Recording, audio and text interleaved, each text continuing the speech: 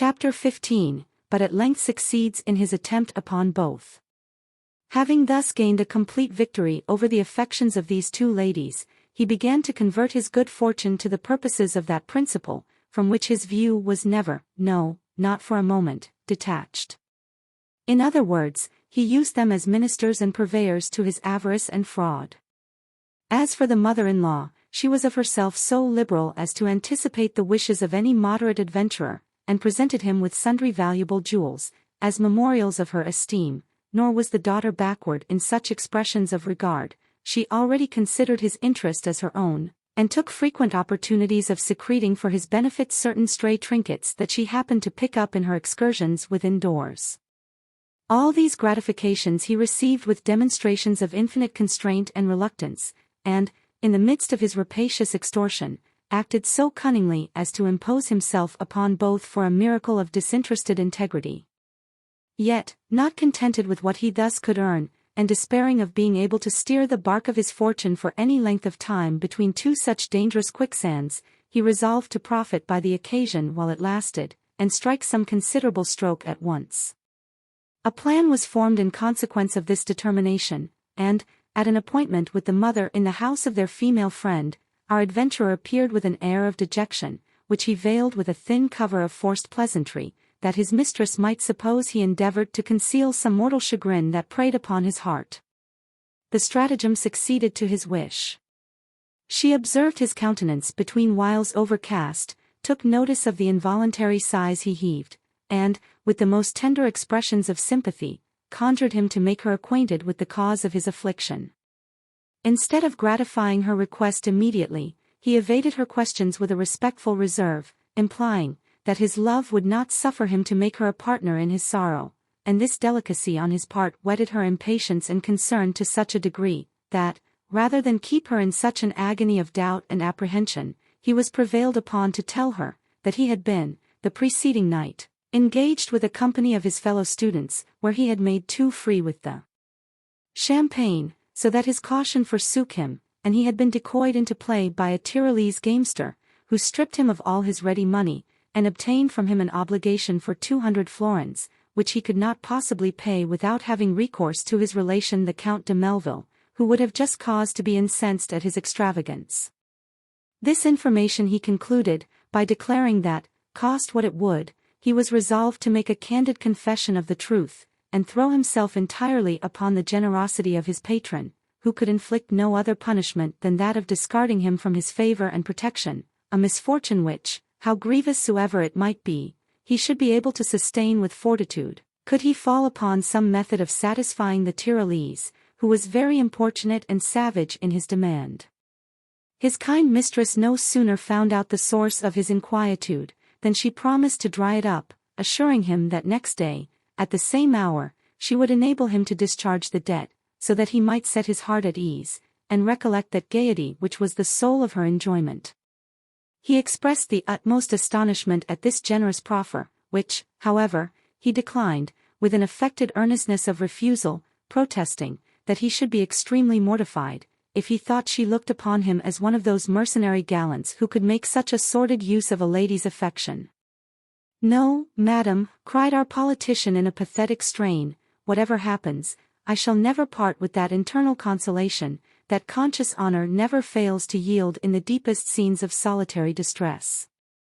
The attachment I have the honor to profess for your amiable person, is not founded on such inglorious motives, but is the genuine result of that generous passion which none but the noble-minded feel, and the only circumstance of this misfortune that I dread to encounter, is the necessity of withdrawing myself forever from the presence of her whose genial smiles could animate my soul against all the persecution of adverse fortune." This declamation, accompanied with a profound sigh, served only to inflame her desire of extricating him from the difficulty in which he was involved. She exhausted all her eloquence in attempting to persuade him that his refusal was an outrage against her affection. He pretended to refute her arguments, and remained unshaken by all the power of her solicitations, until she had recourse to the most passionate remonstrances of love, and fell at his feet in the posture of a forlorn shepherdess. What he refused to her reason, he granted to her tears, because his heart was melted by her affliction, and next day condescended to accept of her money, out of pure regard to her happiness and peace.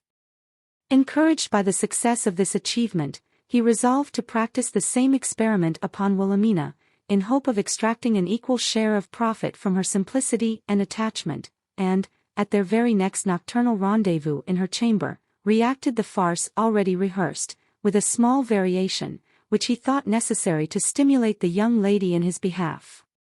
He rightly concluded that she was by no means mistress of such a considerable sum as he had already extorted from her mother, and therefore thought proper to represent himself in the most urgent predicament, that her apprehension, on his account, might be so alarmed as to engage her in some enterprise for his advantage, which otherwise she would never have dreamed of undertaking. With this view, after having described his own calamitous situation, in consequence of her pressing entreaties, which he affected to evade, he gave her to understand that there was no person upon earth to whom he would have recourse in this emergency, for which reason he was determined to rid himself of all his cares at once, upon the friendly point of his own faithful sword. Such a dreadful resolution could not fail to operate upon the tender passions of his Dulcinea. She was instantly seized with an agony of fear and distraction. Her grief manifested itself in a flood of tears, while she hung round his neck, conjuring him in the most melting terms, by their mutual love, in which they had been so happy, to lay aside that fatal determination, which would infallibly involve her in the same fate, for, she took heaven to witness, that she would not one moment survive the knowledge of his death. He was not deficient in expressions of reciprocal regard. He extolled her love and tenderness with a most extravagant eulogium, and seemed wrung with mortal anguish at the prospect of parting for ever from his lovely Wilhelmina, but his honor was a stern and rigid creditor, that could not be appeased, except with his blood, and all the boon she could obtain, by dint of the most woeful supplication, was a promise to defer the execution of his baleful purpose for the space of 24 hours, during which she hoped heaven would compassionate her sufferings, and inspire her with some contrivance for their mutual relief. Thus he yielded to her fervent request, rather with a view to calm the present transports of her sorrow, than with any expectation of seeing himself redeemed from his fate by her interposition. Such at least were his professions when he took his leave, assuring her that he would not quit his being before he should have devoted a few hours to another interview with the dear object of his love. Having thus kindled the train, he did not doubt that the mine of his craft would take effect, and repaired to his own lodging, in full persuasion of seeing his aim accomplished, before the time fixed for their last assignation. His prognostic was next morning verified by the arrival of a messenger, who brought to him a small parcel, to which was cemented, with sealing wax, the following epistle: "Jewel of my soul, scarce had you, last night, quitted my disconsolate arms, when I happily recollected that there was in my possession a gold chain, of value more than sufficient to answer the exigence of your present occasions. It was pledged to my grandfather for 200 crowns by a knight of Malta, who soon after perished in a sea engagement with the enemies of our faith, so that it became the property of our house, and was bequeathed to me by the old gentleman, as a memorial of his particular affection. Upon whom can I more properly bestow it, than him who is already master of my heart? Receive it, therefore, from the bearer of this billet, and convert it, without scruple, to that use which shall be most conducive to your ease and satisfaction, nor seek, from a true romantic notion of honor, which I know you entertain, to excuse yourself from accepting this testimony of my affection. For I have already sworn before an image of our blessed Lady, that I will no longer own you as the sovereign of my heart, nor even indulge you with another interview, if you reject this mark of tenderness and concern from your ever faithful Wilhelmina." The heart of our adventurer began to bound with joy when he surveyed the contents of this letter, and his eyes sparkled with transport at sight of the chain, which he immediately perceived to be worth twice the sum she had mentioned. Nevertheless, he would not avail himself, without further question, of her generosity, but, that same night, repairing to her apartment at the usual hour of meeting, he prostrated himself before her, and counterfeiting extreme agitation of spirit, begged, in the most urgent terms, not even unaccompanied with tears, that she would take back the present, which he tendered for her acceptance, and spare him the most insufferable mortification of thinking himself exposed to the imputation of being mercenary in his love. Such, he said, was the delicacy of his passion, that he could not possibly exist under the apprehension of incurring a censure so unworthy of his sentiments, and he would 1,000 times sooner undergo the persecution of his rancorous creditor, than bear the thought of being in the smallest consideration lessened in her esteem. Nay, so far did he carry his pretensions to punctilio, as to protest, that, should she refuse to quiet the scruples of his honor on this score, her unyielding beneficence would serve only to hasten the execution of his determined purpose, to withdraw himself at once from a life of vanity and misfortune. The more pathetically he pleaded for her compliance, the more strenuously did she resist his remonstrances. She advanced all the arguments her reason, love, and terror could suggest, reminded him of her oath, from which he could not suppose she would recede, whatever the consequence might be, and in conclusion vowed to heaven, with great solemnity and devotion, that she would not survive the news of his death. Thus the alternative she offered was either to retain the chain and be happy in her affection, or forfeit all title to her love, and die in the conviction of having brought his innocent mistress to an untimely grave. His fortitude was not proof against this last consideration. "My savage honor," said he, "would enable me to endure the pangs of eternal separation in the confidence of being endowed with the power of ending these tortures by the energy of my own hand, but the prospect of Wilhelmina's death, and that too occasioned by my inflexibility, disarms my soul of all her resolution, swallows up the dictates of my jealous pride, and fills my bosom with such a gush of tenderness and sorrow, as overwhelms the whole economy of my purpose. Yes, enchanting creature! I sacrifice my glory to that irresistible reflection, and, rather than know myself the cruel instrument of robbing the world of such perfection, consent to retain the fatal testimony of your love."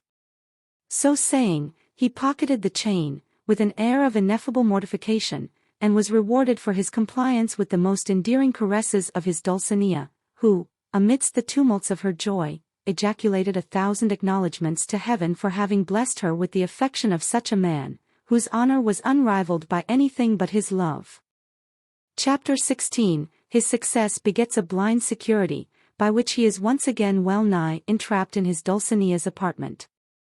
In this manner did the crafty Fathom turn to account those ingratiating qualifications he inherited from nature, and maintain, with incredible assiduity and circumspection, an amorous correspondence with two domestic rivals, who watched the conduct of each other with the most indefatigable virulence of envious suspicion, until an accident happened, which had well nigh overturned the bark of his policy, and induced him to alter the course, that he might not be shipwrecked on the rocks that began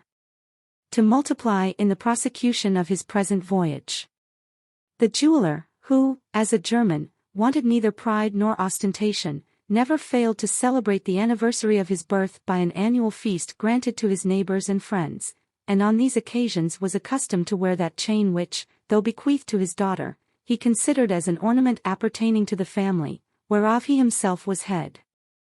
Accordingly, when the time of this festival revolved, he, as usual, ordered Wilhelmina to surrender it for the day. This injunction, the reader will perceive, our young lady was in no condition to obey. She had, however, foreseen the demand, and contrived a scheme of behavior for the occasion, which she forthwith put in execution. With an air of uncommon cheerfulness, purposely assumed, she retired to her closet, on pretence of complying with his desire, and, having employed a few minutes in rummaging her drawers and disordering her movables, uttered a loud shriek, that brought her father instantly into the apartment, where he found his daughter tossing about her clothes and trinkets with violent demonstrations of disorder and affright, and heard her, in a lamentable strain, declare that she was robbed of her chain, and forever undone. This was so far from being an agreeable intimation to the jeweler, that he was struck dumb with astonishment and vexation, and it was not till after a long pause that he pronounced the word sacrament, with an emphasis denoting the most mortifying surprise. Soon as that exclamation escaped from his lips, he flew to the escritoire as if instinctively, and, joining Wilhelmina in her occupation, tumbled its whole contents upon the floor in a trice. While he was thus employed, in the most expressive silence, the wife of his bosom chanced to pass that way, and seeing them both occupied with such violence and trepidation, believed at first that they were certainly actuated by the spirit of frenzy, but, when she interposed, by asking, with great earnestness, the cause of such transports and distracted behavior, and heard her husband reply, with an accent of despair, "The chain. The chain of my forefathers is no more." She immediately justified his emotion, by undergoing the same alarm, and, without further hesitation, engaged herself in the search, beginning with a song, which might be compared to the hymn of battle among the Greeks, or rather more aptly to that which the Spartan females sung round the altar of Diana, surnamed Orthian, for it was attended with strange gesticulations, and, in the course of utterance, became so loud and shrill, that the guests, who were by this time partly assembled, being confounded at the clamor, rushed towards the place from whence it seemed to proceed, and found their landlord, with his wife and daughter, in the attitudes of distraction and despair. When they understood the nature of the case, they condoled the family on their misfortune, and would have retired, on the supposition that it would defeat the mirthful intent of their meeting, but the jeweler, mustering up his whole temper and hospitality, entreated them to excuse his disorder, and favor him with their company, which, he observed, was now more than ever wanted, to dispel the melancholy ideas inspired by his loss. Notwithstanding this apology, and the efforts he made in the sequel to entertain his friends with jollity and good humor, his heart was so linked to the chain, that he could not detach himself from the thoughts of it, which invaded him at short intervals in such qualms as effectually spoiled his appetite, and hindered his digestion. He revolved within himself the circumstances of his disaster, and, in canvassing all the probable means by which the chain would be stolen, concluded that the deed must have been done by some person in the family, who, in consequence of having access to his daughter's chamber, had either found the drawer left open by her carelessness and neglect, or found means to obtain a false key, by some waxen impression, for the locks of the escritoire were safe and uninjured. His suspicion being thus confined within his own house, sometimes pitched upon his workmen, and sometimes upon his wife, who, he thought, was the more likely to practice such finesse, as she considered Wilhelmina in the light of a daughter-in-law, whose interest interfered with her own, and who had often harangued to him in private on the folly of leaving this very chain in the young lady's possession. The more he considered this subject, he thought he saw the more reason to attribute the damage he had sustained to the machinations of his spouse, who, he did not doubt, was disposed to feather her own nest, at the expense of him and his heirs, and who, with the same honest intention, had already secreted, for her private use, those inconsiderable jewels which of late had at different times been missing. Aroused by these sentiments, he resolved to retaliate her own schemes, by contriving means to visit her cabinet in secret, and, if possible, to rob the robber of the spoils she had gathered to his prejudice, without coming to any explanation, which might end in domestic turmoils and eternal disquiet. While the husband exercised his reflection in this manner, his innocent mate did not allow the powers of her imagination to rest in idleness and sloth. Her observations touching the loss of the chain were such as a suspicious woman, biased by hatred and envy, would naturally make. To her it seemed highly improbable, that a thing of such value, so carefully deposited, should vanish without the connivance of its keeper, and without much expense of conjecture, divine the true manner in which it was conveyed.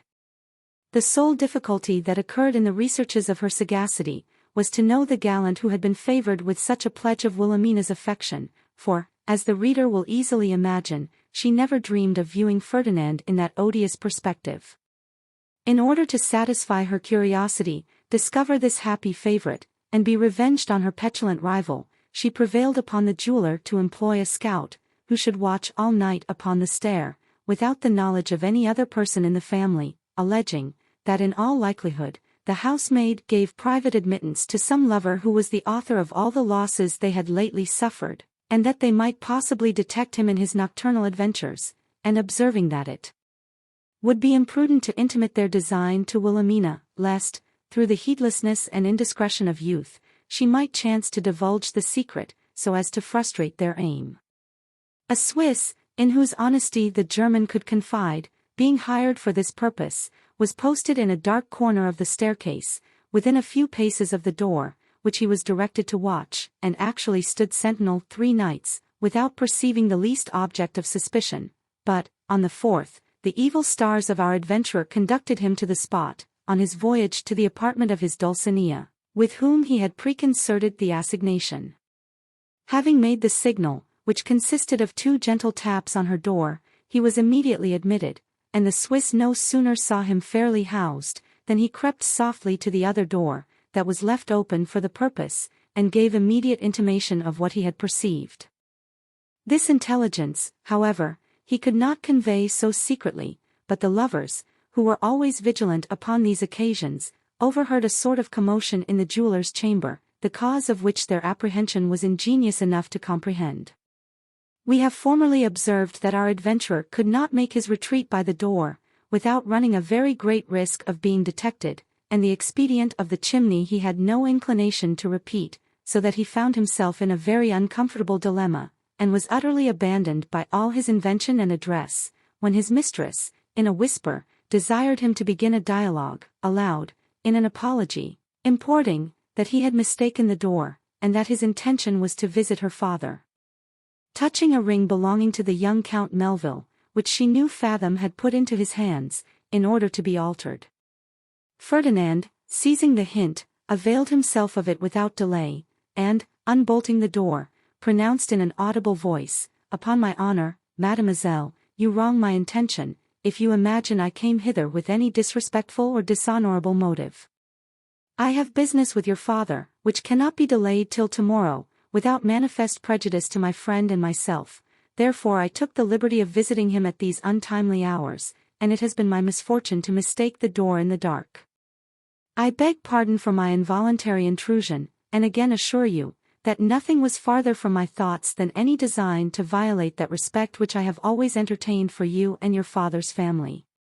To this remonstrance, which was distinctly heard by the German and his wife, who by this time stood listening at the door, the young lady replied, in a shrill accent of displeasure, "Sir, I am bound to believe that all your actions are conducted by honor, but you must give me leave to tell you, that your mistake is a little extraordinary, and your visit, even to my father, at this time of the night, altogether unseasonable, if not mysterious. As for the interruption I have suffered in my repose, I impute it to my own forgetfulness, in leaving my door unlocked, and blame myself so severely for the omission, that I shall, tomorrow, put it out of my own power to be guilty of the like for the future, by ordering the passage to be nailed up. Meanwhile, if you would persuade me of your well-meaning, you will instantly withdraw, lest my reputation should suffer by your continuance in my apartment." "Madam," answered our hero, "I will not give you an opportunity to repeat the command, which I shall forthwith obey, after having entreated you once more to forgive the disturbance I have given." So saying, he gently opened the door, and, at sight of the German and his wife, who, he well knew, waited for his exit, started back, and gave tokens of confusion, which was partly real and partly affected. The jeweller, fully satisfied with Fathom's declaration to his daughter, received him with a complacent look, and, in order to alleviate his concern, gave him to understand, that he already knew the reason of his being in that apartment, and desired to be informed of what had procured him the honor to see him at such a juncture. "My dear friend," said our adventurer, pretending to recollect himself with difficulty, "I am utterly ashamed and confounded to be discovered in this situation, but, as you have overheard what passed between mademoiselle and me, I know you will do justice to my intention, and forgive my mistake. After begging pardon for having intruded upon your family at these hours, I must now tell you that my cousin, Count Melville, was some time ago so much misrepresented to his mother by certain malicious informers, who delight in sowing discord in private families, that she actually believed her son an extravagant spendthrift, who had not only consumed his remittances in the most riotous scenes of disorder, but also indulged a pernicious appetite for gaming, to such a degree, that he had lost all his clothes and jewels at play. In consequence of such false information, she expostulated with him in a severe letter, and desired he would transmit to her that ring which is in your custody, it being a family stone, for which she expressed an inestimable value. The young gentleman, in his answer to her reproof, endeavored to vindicate himself from the aspersions which had been cast upon his character, and, with regard to the ring, told her it was at present in the hands of a jeweller, in order to be new set according to her own directions, and that, whenever it should be altered, he would send it home to her by some safe conveyance. This account the good lady took for an evasion, and upon that supposition has again written to him, in such a provoking style, that, although the letter arrived but half an hour ago, he is determined to dispatch a courier before morning with the mischievous ring, for which, in compliance with the impetuosity of his temper, I have taken the freedom to disturb you at this unseasonable hour. The German paid implicit faith to every circumstance of his story, which indeed could not well be supposed to be invented extempore. The ring was immediately restored, and our adventurer took his leave, congratulating himself upon his signal deliverance from the snare in which he had fallen. Chapter 17. The stepdame's suspicions being awakened, she lays a snare for our adventurer, from which he is delivered by the interposition of his good genius. Though the husband swallowed the bait without further inquiry, the penetration of the wife was not so easily deceived. That same dialogue in Wilhelmina's apartment, far from allaying, rather inflamed her suspicion, because, in the like emergency, she herself had once profited by the same, or nearly the same contrivance. Without communicating her doubts to the father, she resolved to double her attention to the daughter's future conduct, and keep such a strict eye over the behavior of our gallant, that he should find it very difficult, if not impossible, to elude her observation. For this purpose she took into her pay an old maiden, of the right sour disposition, who lived in a house opposite to her own, and directed her to follow the young lady in all her outgoings, whenever she should receive from the window a certain signal, which the mother-in-law agreed to make for the occasion. It was not long before this scheme succeeded to her wish.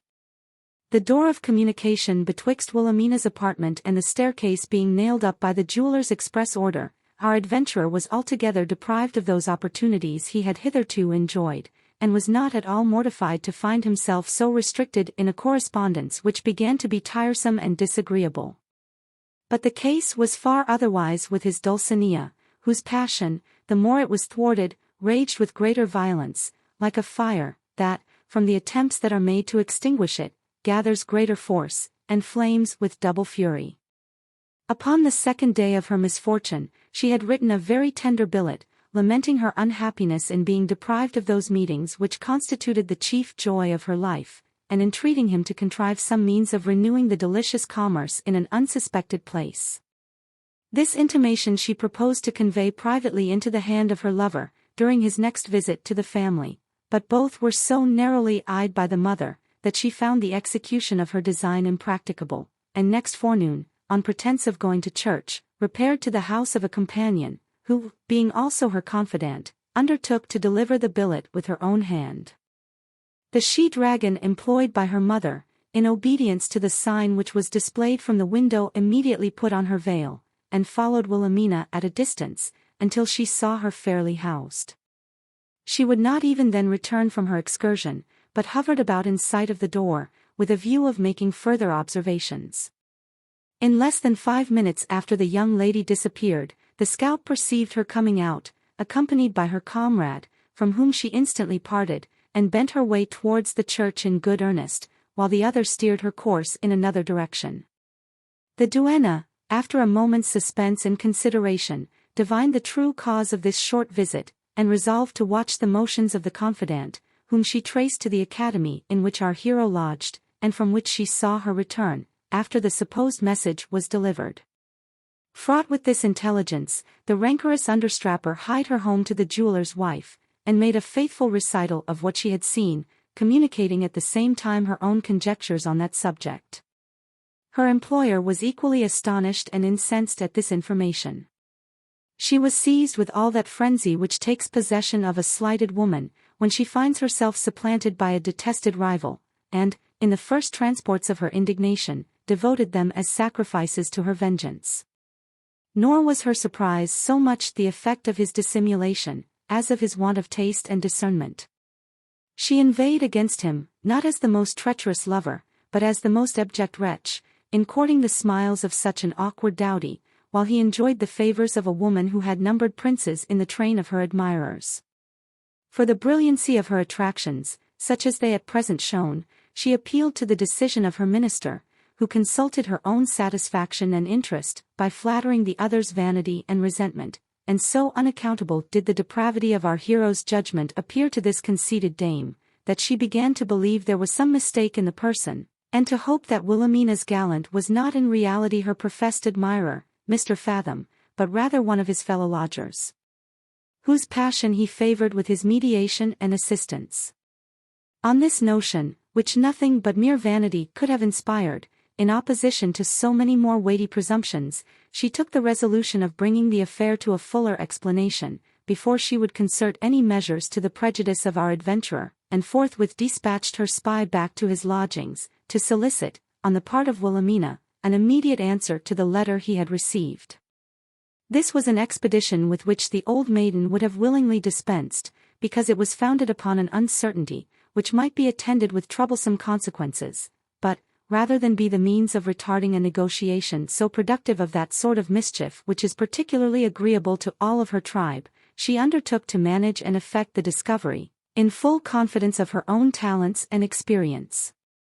With such a fund of self-sufficiency and instigation, she repaired to the academy on the instant, and inquiring for Mr. Fathom, was introduced to his apartment, where she found him in the very act of writing a billet to the jeweller's daughter.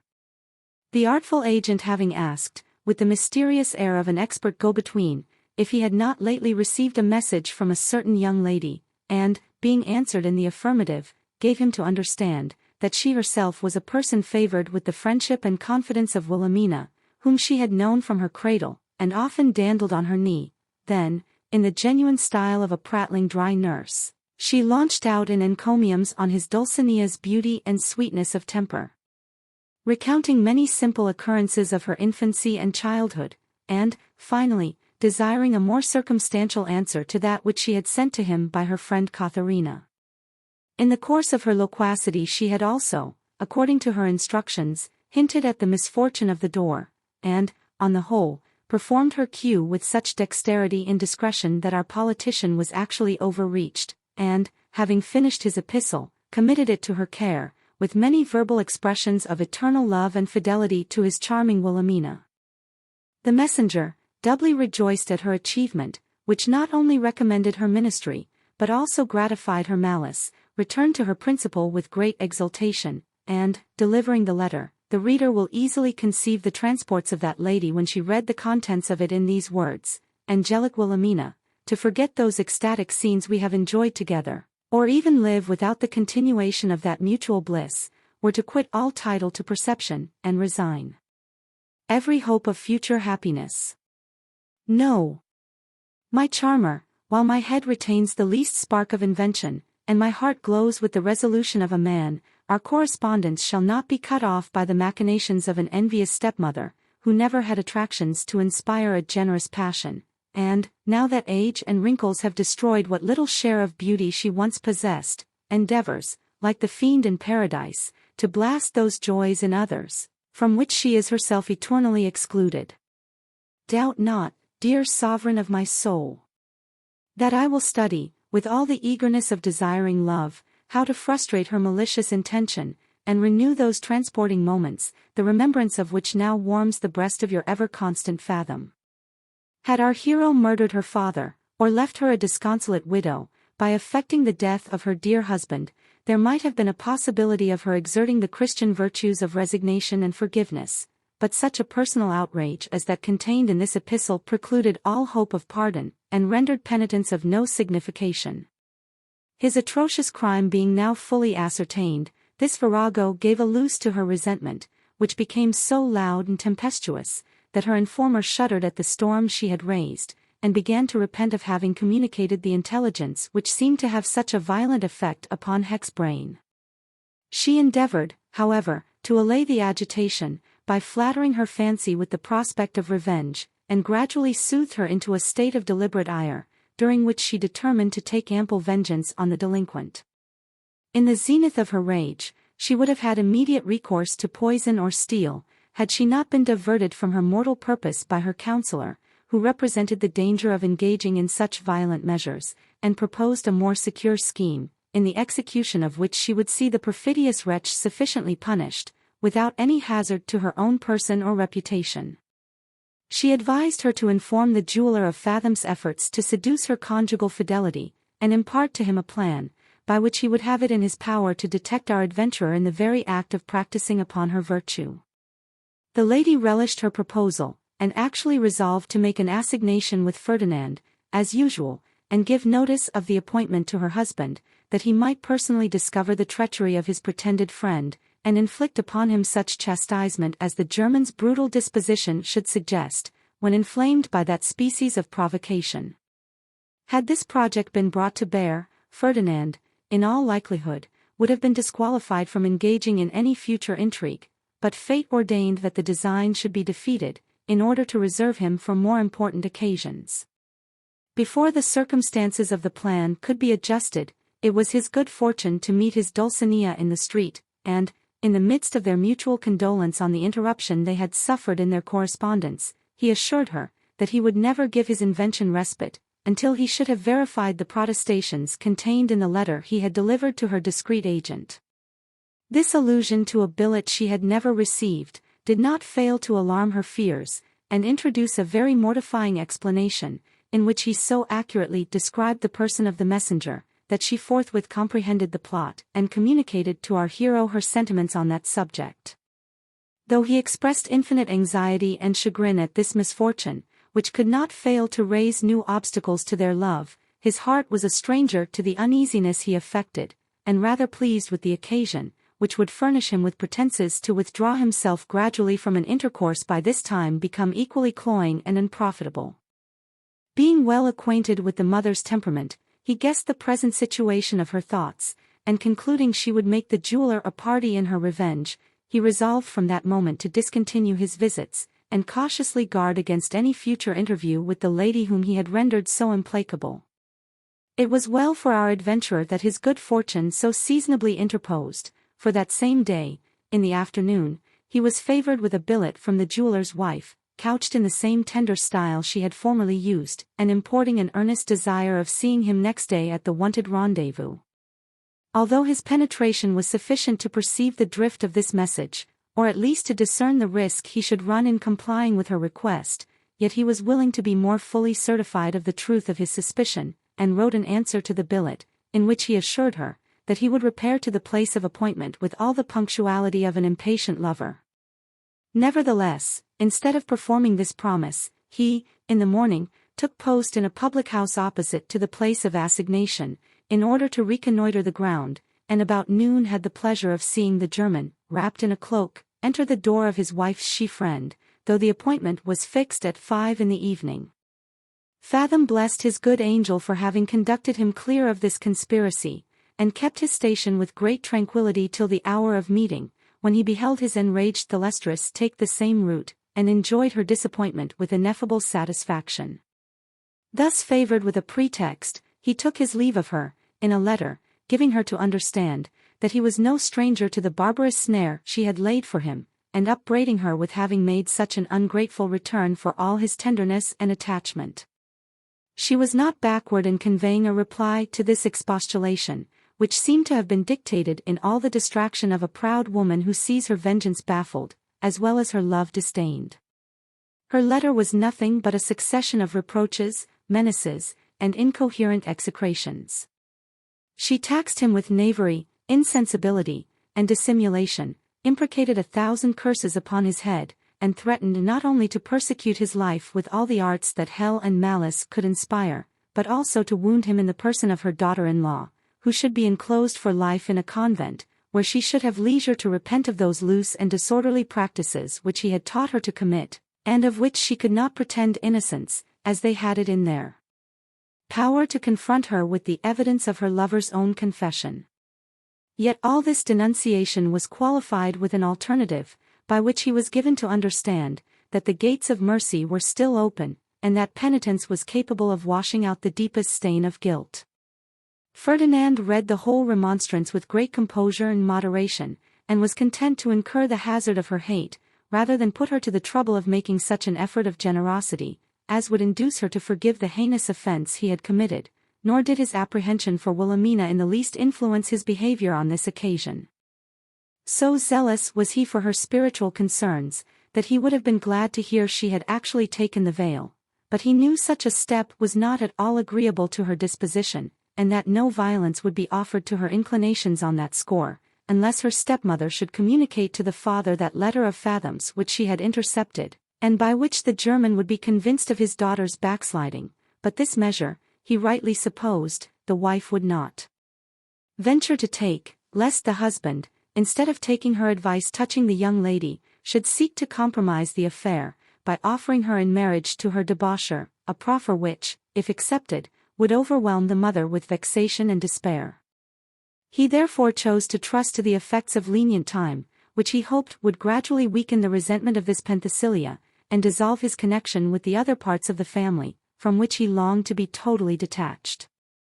How well soever he might have succeeded in his attempts to shake off the yoke of the mother, who by her situation in life was restrained from prosecuting those measures her resentment had planned against his fortitude and indifference, he would have found greater difficulty than he had foreseen, in disengaging himself from the daughter, whose affections he had won under the most solemn professions of honor and fidelity, and who, now she was debarred of his company and conversation, and in danger of losing him for ever, had actually taken the resolution of disclosing the amour to her father, that he might interpose in behalf of her peace and reputation, and secure her happiness by the sanction of the Church. Chapter 18. Our hero departs from Vienna, and quits the domain of Venus for the rough field of Mars. Luckily for our adventurer, before she adhered to this determination, the young Count de Melville was summoned to Pressburg by his father, who desired to see him, before he should take the field, in consequence of a rupture between the Emperor and the French king, and Fathom of course quitted Vienna, in order to attend his patron, after he and Rinaldo had resided 2 whole years in that capital, where the former had made himself perfect in all the polite exercises, become master of the French tongue, and learned to speak the Italian with great facility, over and above those other accomplishments in which we have represented him as an inimitable original. As for the young Count, his exteriors were so much improved by the company to which he had access, since his departure from his father's house, that his parents were equally surprised and overjoyed at the alteration. All that awkwardness and rusticity, which hung upon his deportment, was, like the rough coat of a diamond, polished away, the connection and disposition of his limbs seemed to have been adjusted anew, his carriage was become easy, his air perfectly genteel, and his conversation gay and unrestrained. The merit of this reformation was in a great measure ascribed to the care and example of Mr. Fathom, who was received by the old Count and his lady with marks of singular friendship and esteem, nor was he overlooked by Mademoiselle, who still remained in a state of celibacy, and seemed to have resigned all hope of altering her condition. She expressed uncommon satisfaction at the return of her old favorite, and readmitted him into the same degree of familiarity with which he had been honored before his departure. The joy of Teresa was so excessive at his arrival, that she could scarce suppress her raptures, so as to conceal them from the notice of the family, and our hero, upon this occasion, performed the part of an exquisite actor, in dissembling those transports which his bosom never knew. So well had this pupil retained the lessons of her instructor, that, in the midst of those fraudulent appropriations, which she still continued to make, she had found means to support her interest and character with Mademoiselle, and even to acquire such influence in the family, that no other servant, male or female, could pretend to live under the same roof, without paying incessant homage to this artful waiting woman, and yielding the most abject submission to her will.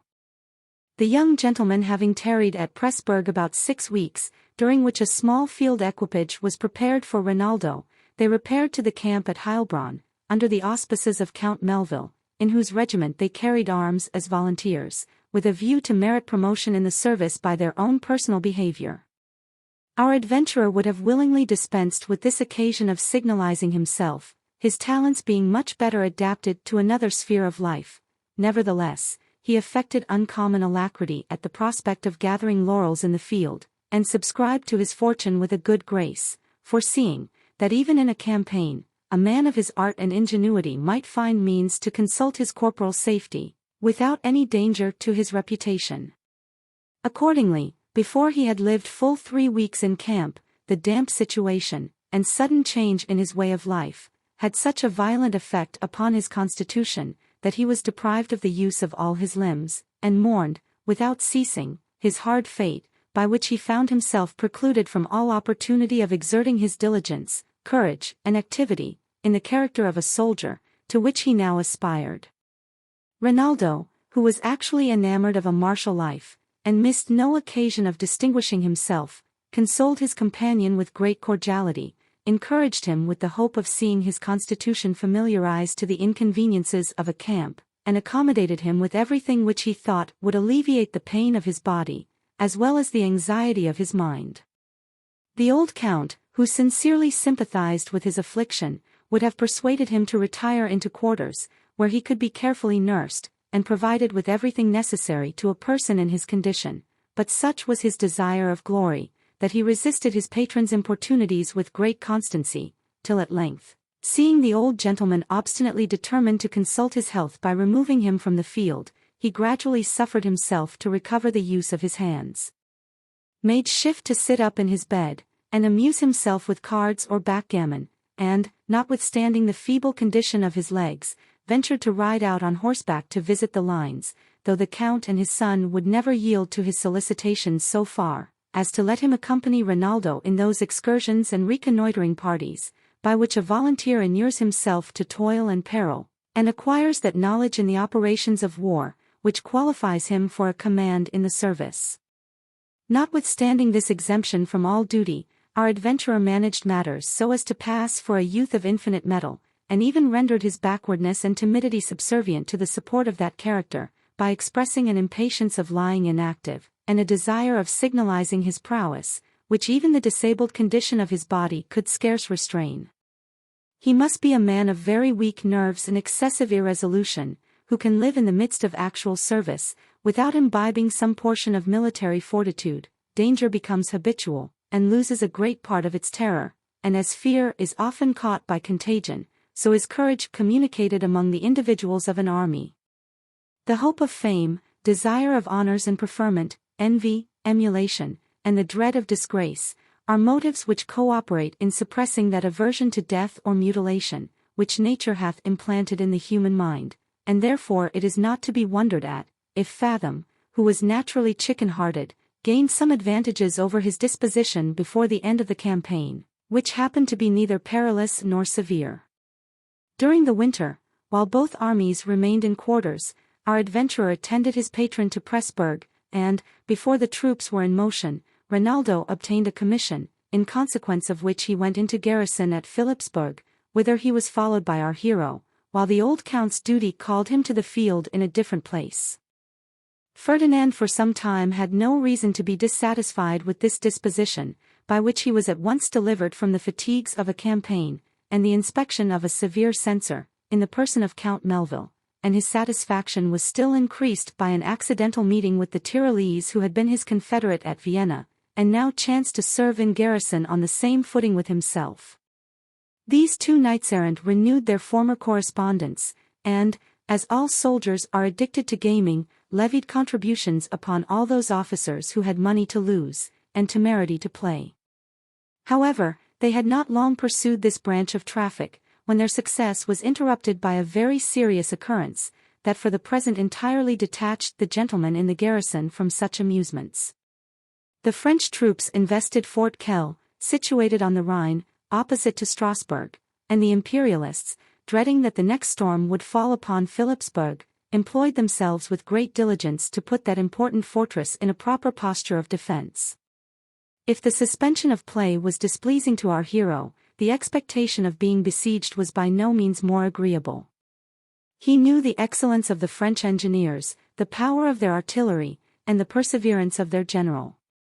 He felt, by anticipation, the toils of hard duty upon the works, the horrors of night alarms, cannonading, bombardment, sallies, and mines blown up, and deliberated with himself whether or not he should privately withdraw, and take refuge among the besiegers. But, when he reflected that such a step, besides the infamy that must attend it, would be like that of running upon Scylla, seeking to avoid Charybdis, as he would be exposed to more danger and inconvenience in the trenches than he could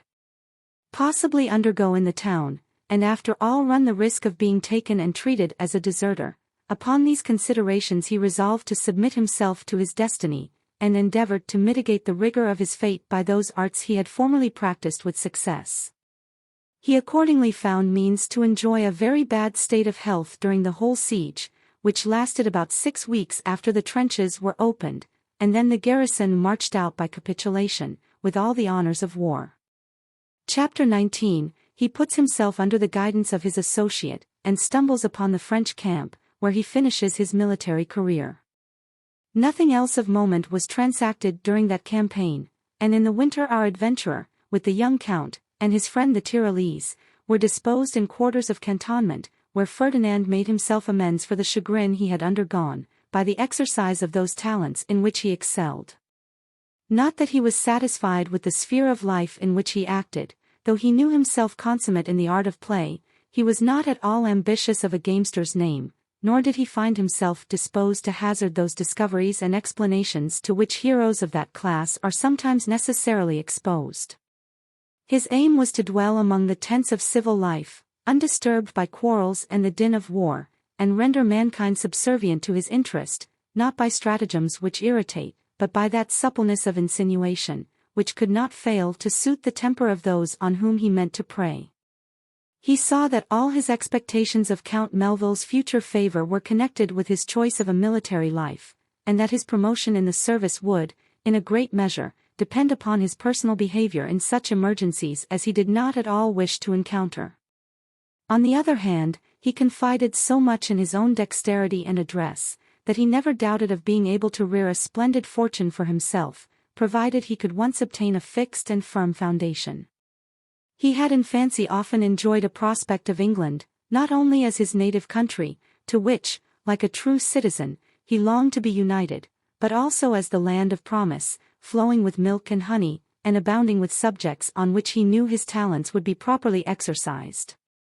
These reflections never occurred, without leaving a strong impression upon the mind of our adventurer, which influenced his deliberations in such a manner, as at length amounted to a perfect resolution of withdrawing himself privately from a service that teemed with disagreeable events, and of transporting himself into the country of his ancestors, which he considered as the Canaan of all able adventurers.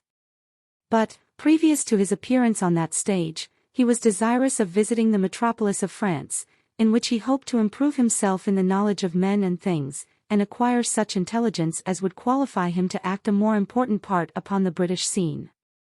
After having for some time indulged these prospects in secret, he determined to accommodate himself with the company and experience of the Tyrolese, whom, under the specious title of an associate, he knew he could convert into a very serviceable tool, in forwarding the execution of his own projects.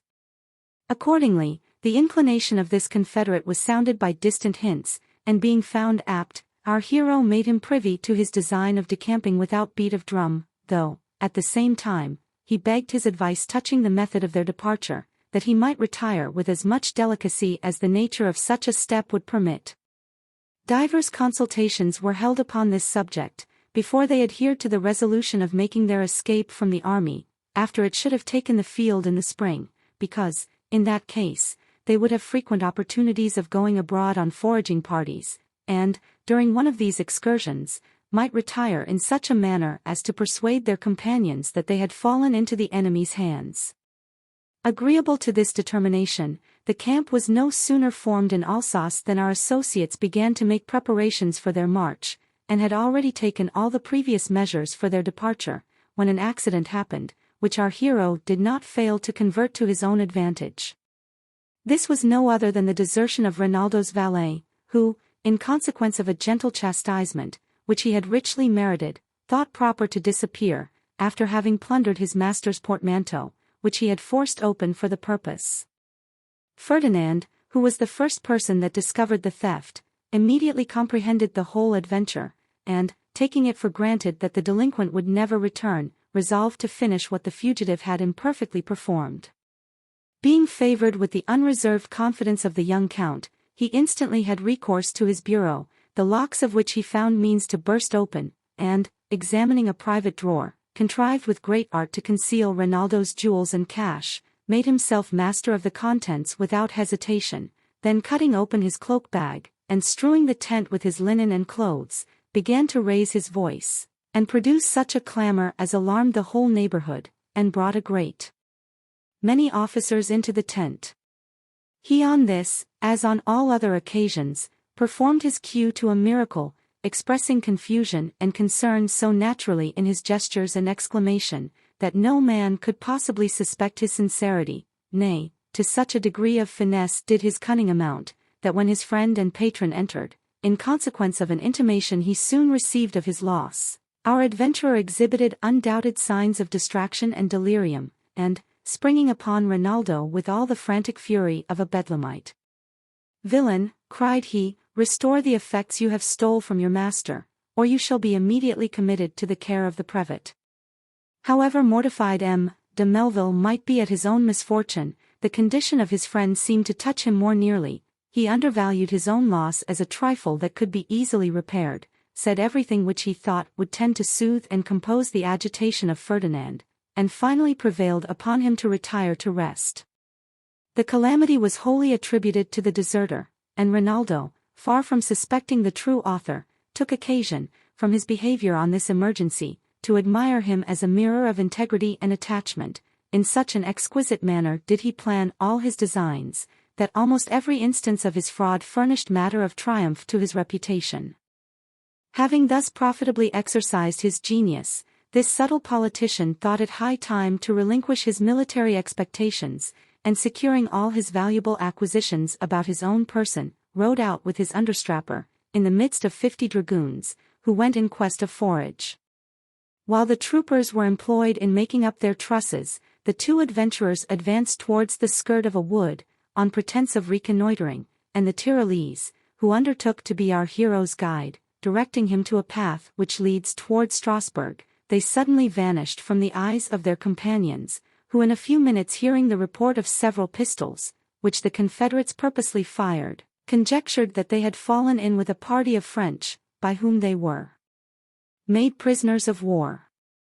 The Tyrolese had overrated his own knowledge when he took upon himself the charge of conducting our hero, for upon their arrival at a certain place, where two roads crossed each other, he chanced to follow that which not only frustrated their intention, but even led them directly to the French camp, so that, in the twilight, they fell in upon one of the outguards before they were aware of their mistake.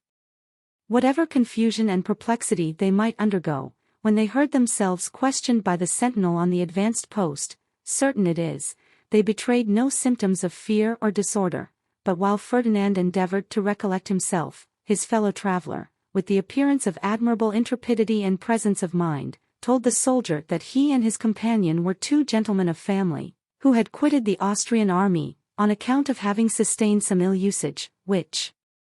they had no opportunity of resenting in any other way, and that they were come to offer their services to the French general, to whose quarters they desired to be immediately conveyed. The sentinel, to whom such an instance of desertion was neither rare, nor indeed uncommon, directed them without scruple to the next post, where they found a sergeant's party, from which, at their request, they were transmitted to the officer of the Grand Guard, and by him next morning introduced to Count Coigny, who very politely received them as volunteers in the army of France. Though this translation was not at all to our hero's liking, he was forced to acquiesce in his fate, glad to find himself, on these terms, in possession of his effects, of which he would otherwise have been infallibly rifled.